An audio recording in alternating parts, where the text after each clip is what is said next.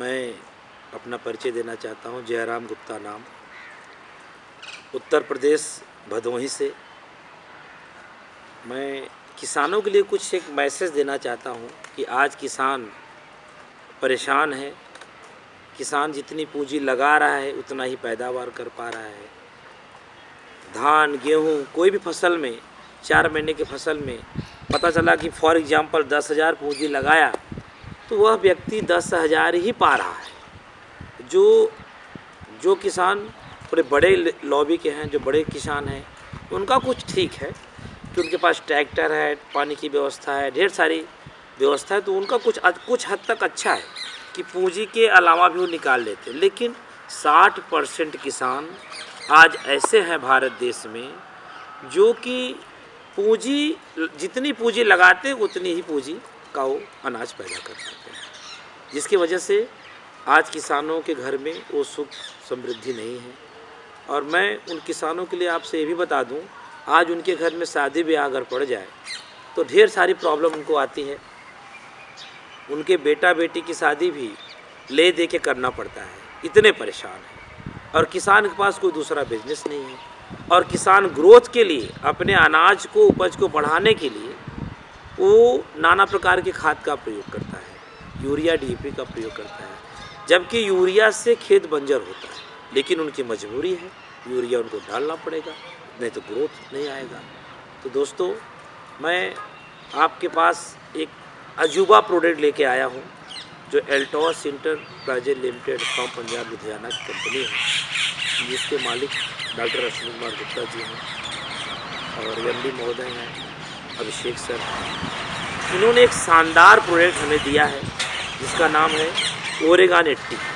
ये एक ऐसा प्रोडक्ट है, जैविक हर्बल उत्प्रेरक खाद है। ये लिक्विड में खाद है। ये एक ऐसा प्रोडक्ट है जिसको डालने से किसान खुशी से झूम जाएगा। ये नई खोज है हमारे एल्टॉस कंपनी की तरफ से।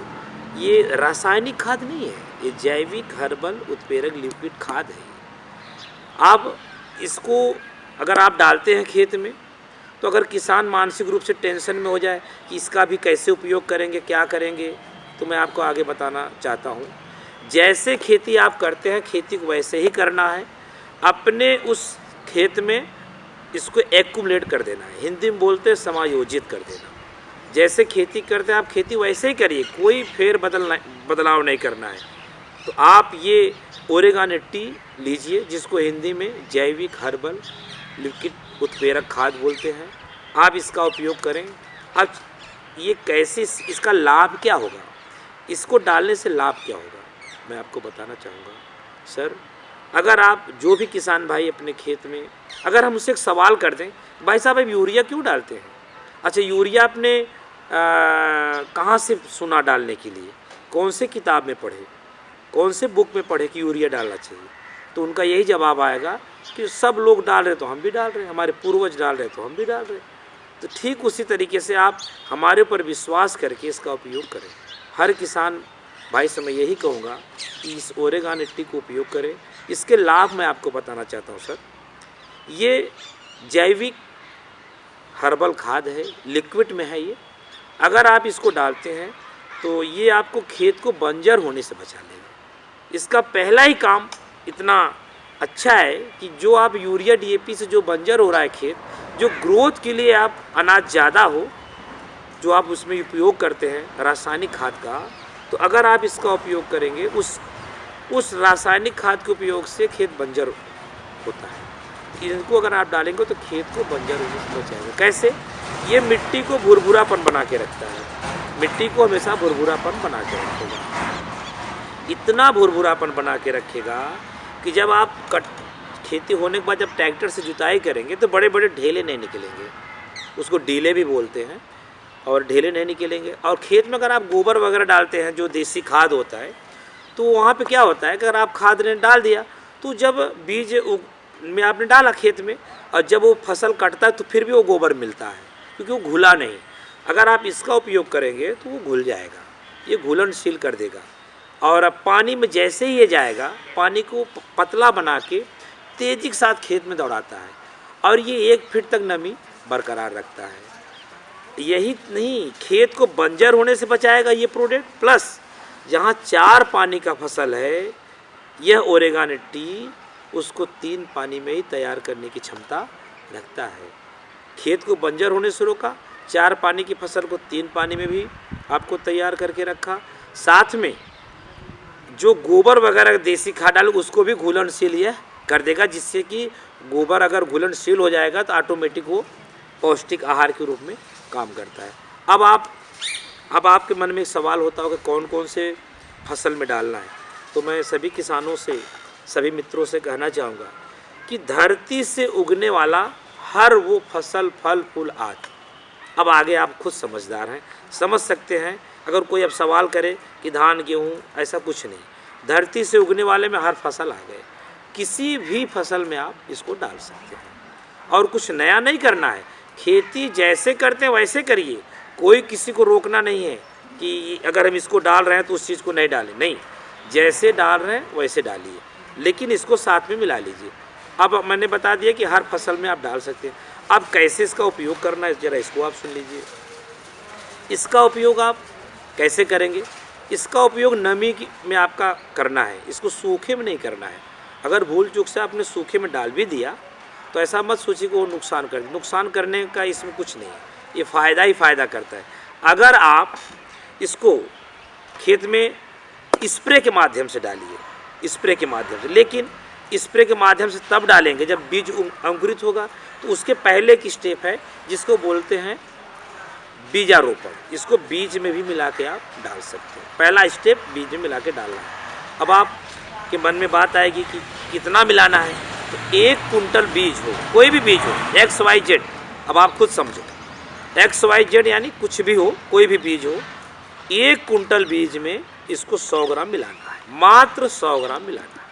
जैसे फॉर एग्जांपल गेहूँ, तो गेहूँ आपने 1 कुंटल लिया तो इसको 100 ग्राम मिला दिया। अब आप 100 ग्राम कैसे मिलाएंगे? 100 ग्राम तो थोड़ा सा ही होता है, तो आप 1 लीटर पानी लीजिए, 2 लीटर पानी ले लीजिए, उसमें मिला के फिर उस गेहूँ में ऐसे उसको हमारी भाषा में बोलते हैं खबर खबर कर देना है, पूरा मिला देना, तो मिक्स हो गया। बहुत सारे लोग कोई अपनी पद्धति लगा सकते हैं, 2 लीटर पानी में मिला के डाल सकते हैं, यानी 100 ग्राम इसको लेना है, 1 कुंटल कोई भी बीज हो उसमें आप मिला के रख दीजिए। कहाँ रखेंगे सर? छाँव में, जहाँ पे सूर्य भगवान की रोशनी ना पड़े। ध्यान रहे हमारी बातों पे। 5 साल का मैं आपको प्रैक्टिकल बता रहा हूँ, मैंने 5 साल लगातार इस पर शोध किया है, मैंने कई सैकड़ा किसानों का उपयोग कराया और आज मैं आपके सामने इसके बारे में बता रहा हूँ। आपको छाँव में रखना है और जहाँ सूर्य भगवान की रोशनी ना पड़े, 2 घंटे तक आपको छाँव में रखना है। इसके बाद आपको बीज को खेत में डाल देना है और जब ये बीज अंकुरित हो जाए, ये पहला स्टेप हो गया बीजारोपण, दूसरा स्टेप आ गया। आप जब सिंचाई करने जा रहे हैं, बीज उगा तो आपने सिंचाई किया, तो आप इसको स्प्रे करवा सकते हैं। स्प्रे कैसे करेंगे, कितने में मिला के कितना डालेंगे? 1 एकड़ ज़मीन है जिसको 2.25 बीघा बोलते हैं, और जहाँ बड़ा एकड़ का जहाँ होता है वहाँ 2.5 बीघा का भी माना जाता है। तो 2.25 बीघा से लेके 2.5 बीघा खेत है, तो उसमें आपको 500 ग्राम डालना है। लेकिन बीज उगने से लेके फसल कटने तक, मेरी बात को ध्यान से सुनिएगा, बीज उगने से लेके फसल कटने तक मात्र 500 ग्राम डाला जाता है। 3 बार में डाला जाएगा। फर्स्ट मैंने बीजारोपण कर दिया, अब सेकेंड आप स्प्रे करके आप डाल सकते हैं, थर्ड आप एक बार और 2 स्प्रे कर दीजिए, एक बार बीजारोपण कर दीजिए। अच्छा, लेकिन आप एक बार में कितना पड़ा? लगभग 165 से 70 ग्राम एक बार में आप डाल सकते हैं 1 एकड़ ज़मीन में। 2.25 बीघा से लेकर 2.5 बीघा के में आप डाल सकते हैं। अब आप बोलेंगे कि मेरा 1 बीघा ज़मीन है, तो उसको आप मात्रा मिला लीजिए। जब 1 एकड़ में 165 से 70 ग्राम मिलाया जाता है, तो आप उस हिसाब से आप अपना मैथ लगा के कम ज़्यादा कर लीजिए, उस हिसाब से आपको डालना है। और देखिए, स्प्रे हो गया, बीजारोपण। एक और पद्धति मैं आपको बता दे रहा हूँ। वैसे भी आप यूरिया तो खेत में डाल ही रहे, तो खेत में जब यूरिया डाल रहे हैं तो यूरिया तो सूखे में नहीं डाला जाता, नमी में डाला जाता है, तो आप यूरिया में भी मिला के डाल सकते हैं। अब आप बोलेंगे यूरिया कितना मिलाना है? यूरिया जितना मिलाना आप मिलाइए। यूरिया वैसे भी डालते हैं खेत में, तो यूरिया आप डालिए, लेकिन जब यूरिया डालें तो इसको उसमें मिला दें। जैसे आप 1 एकड़ में इसको मिलाना है, डालना है, तो आप बोलेंगे हम सर यूरिया कितने यूरिया मिलाएं? यूरिया 1 एकड़ में जितना डाल रहे उतना डालिए, वो आपका मैटर है, लेकिन इसको 165 से 170 ग्राम मिला देना है। ठीक, तो आप यूरिया में भी मिला के डाल सकते हैं। यानी स्प्रे विधि हो गया, यूरिया में भी मिला के डाल सकते हैं, और साथ में बीजारोपण के लिए मैं बता ही दिया। और एक और भी आता है टपका विधि जिसको बोलते हैं। जब आप सिंचाई करें तो आप चाहे तो जैसे सावन के महीने में शंकर भगवान के सर पे बूंद बूंद पानी गिरता है, आपको समझ में बात आ रही होगी, तो आप इसको टपका विधि भी खेत में कर सकते हैं। जहाँ पानी गिरे वहाँ एक टपका विधि करते, धीरे धीरे जितना मात्रा डालना है उसमें डाल दीजिए, बाकी धीरे धीरे एक बूंद बूंद गिरता रहे तो भी आपका हो जाएगा। ये है इसकी विधि। और मैं दोस्त इसके बारे में क्या बताऊं, ये लाजवाब प्रोडक्ट है, इतना शानदार प्रोडक्ट है। अगर ऊंची नीची ज़मीन है और किसान उस तरीके से खुले मन से इस खेती को नहीं कर रहा है, तो भी इसके लाभ इतने हैं कि कम से कम 30% से लेके 50% का ग्रोथ होगा। कम से कम की बात मैं बोल रहा हूँ।